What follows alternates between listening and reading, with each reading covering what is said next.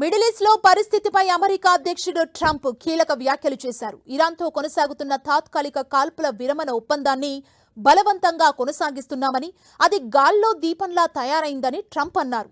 కాల్పుల విరమణ సమర్థవంతంగా అమలు కావట్లేదన్న ట్రంప్ ఈ ఒప్పందం ఐసీయూ మీద ఉందంటూ అభివర్ణించారు. ఇక కాల్పుల విరమణ ముగిసే అవకాశమే ఎక్కువగా ఉందన్న ట్రంప్ యుద్ధం ఏ క్షణమైనా మొదలు కావచ్చని చెప్పారు. ఇరాన్ పంపిన ప్రతిపాదనలను వెంటనే తిరస్కరించినట్లు తెలిపారు. స్పష్టమైన నిర్ణయాలు తీసుకోలేని ఇరాన్ నాయకత్వం మధ్యవర్తుల ద్వారా కొన్ని చెత్త ప్రతిపాదనలను తన ముందుకు తెచ్చిందని ట్రంప్ అన్నారు. అందుకే వాటిని తిరస్కరించినట్లు తెలిపారు. ఆ ప్రతిపాదనలు ఏమాత్రం ఆమోదయోగ్యంగా లేవన్నారు ట్రంప్.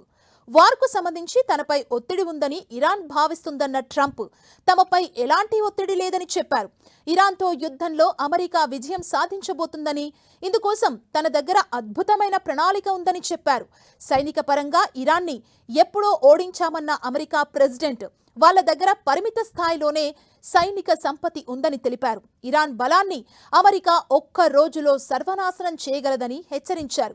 అందుకు తన దగ్గర ఓ ప్లాన్ కూడా ఉందన్న ట్రంప్ ఇరాన్ ఎప్పటికీ అణ్వాయుధాన్ని సాధించబోదని చెప్పారు. మరోవైపు అమెరికా ముందు ఉంచిన తమ డిమాండ్లను ఇరాన్ బహిరంగంగా వెల్లడించింది.